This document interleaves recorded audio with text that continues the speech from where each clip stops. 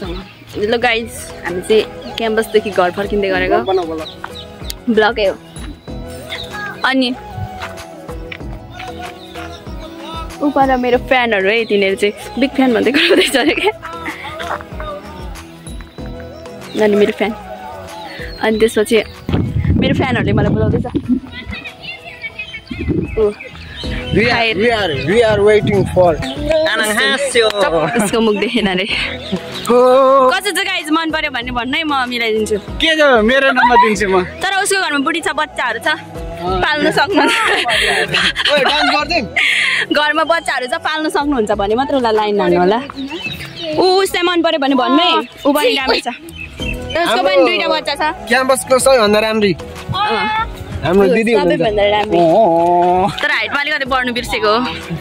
Once वर जाओस् सुमन। म यतिको त बढेकै हो नि। कसम यतिको त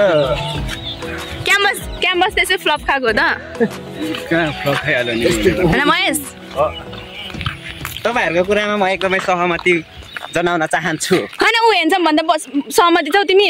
यस। सुमन दुईजना हेन्समै नि। म त छुइनँ यतिकै। लिम्बू भनेर त कति मर्यादा गरे होला। के भन्छ यार साँच्ची हो र? त्यसो भए मलाई पनि एउटा लिम्बू सोल्टी खोज्देऊ है सुमने।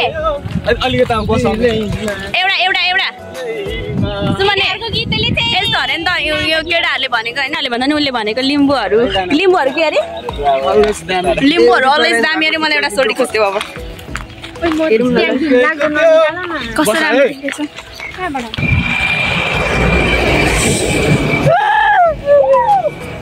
दुलो हाँस्छ कि रुन्छको? लो मरि जाँदैछौ त्यो।